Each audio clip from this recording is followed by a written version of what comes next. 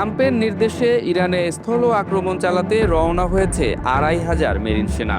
এই মেরিন সেনারাই উভচর জাহাজ ব্যবহার করে ইরানের উপকূলে প্রবেশ করে দ্রুত ঘাঁটি দখলের কৌশলে পারদর্শী। অত্যাধুনিক আগ্নেয়াস্ত্রের পাশাপাশি এসব সেনাদের কাছে রয়েছে শর্ট রেঞ্জের ক্ষেপণাস্ত্র, মোবাইল আর্টিলারি ও সাঁজোয়া যান, যা কয়েক মিনিটের মধ্যেই বড় আকারের ধ্বংসযজ্ঞ ঘটাতে সক্ষম। এদিকে আত্মবিশ্বাসী আইআরজিসিও পুরোদমে তাদের সর্বশক্তি নিয়ে এই স্থল আক্রমণ প্রতিহত করতে প্রস্তুত। বিশ্লেষকরা বলছেন, যুদ্ধ শুরুর ১৫ দিনে ইরান এমন কিছু সামরিক সক্ষমতার ইঙ্গিত দিয়েছে যা ওয়াশিংটন ও তেল আবিবকে নতুন করে হিসেব কষতে বাধ্য করছে। বিশেষ করে ব্যালিস্টিক মিসাইল, ড্রোন হামলা এবং সমুদ্রপথে প্রতিরোধ কৌশল নিয়ে তেহরানের পরিকল্পনা এখনও পুরোপুরি বোঝা যাচ্ছে না। অনেক সমরবিদ মনে করছেন, ইরানের কাছে হয়তো এমন কিছু প্রতিরক্ষা ব্যবস্থা রয়েছে যা বড় আকারের বাহিনীকে অল্প সময়ের মধ্যেই থামিয়ে দিতে পারে। উপসাগরীয় অঞ্চলে আইআরজিসির দ্রুতগামী নৌযান, মিসাইল সিস্টেম এবং শাহেদ ড্রোন নিয়ে ইতোমধ্যে উচ্চ সতর্কতায় রয়েছে। ফলে মার্কিন বাহিনী ইরানের সমুদ্র সীমার কাছে পৌঁছানোর আগেই তাদের উপর ব্যাপক হামলা চালানো হতে পারে এমন আশঙ্কাও করছেন অনেকে। এই সম্ভাব্য স্থল অভিযানের পেছনে রয়েছে আরও বড় কৌশলগত হিসেব।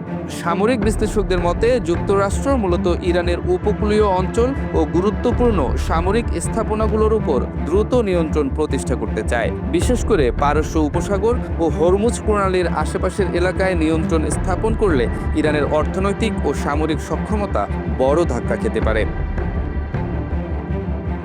তবে যুদ্ধের এই পর্যায়ে এসে পরিস্থিতি অত্যন্ত জটিল হয়ে উঠেছে। ইরান ইতোমধ্যে ঘোষণা দিয়েছে, তাদের ভূখণ্ডে কোনো স্থল আক্রমণ হলে সেটিকে সরাসরি আগ্রাসন হিসেবে বিবেচনা করা হবে এবং পাল্টা আঘাত হবে আরও তীব্র। আইআরজিসি জানিয়েছে, দেশের প্রতিটি উপকূলীয় এলাকা এখন প্রতিরক্ষা ঘাঁটিতে পরিণত হয়েছে। এদিকে মধ্যপ্রাচ্যের বিভিন্ন মার্কিন ঘাঁটিতেও নিরাপত্তা জোরদার করা হয়েছে। উপসাগরীয় অঞ্চলে অতিরিক্ত যুদ্ধজাহাজ, যুদ্ধবিমান এবং ক্ষেপণাস্ত্র প্রতিরক্ষা ব্যবস্থা মোতায়েন করেছে যুক্তরাষ্ট্র। এর মাধ্যমে সম্ভাব্য পাল্টা হামলা ঠেকানোর প্রস্তুতি নিচ্ছে ওয়াশিংটন।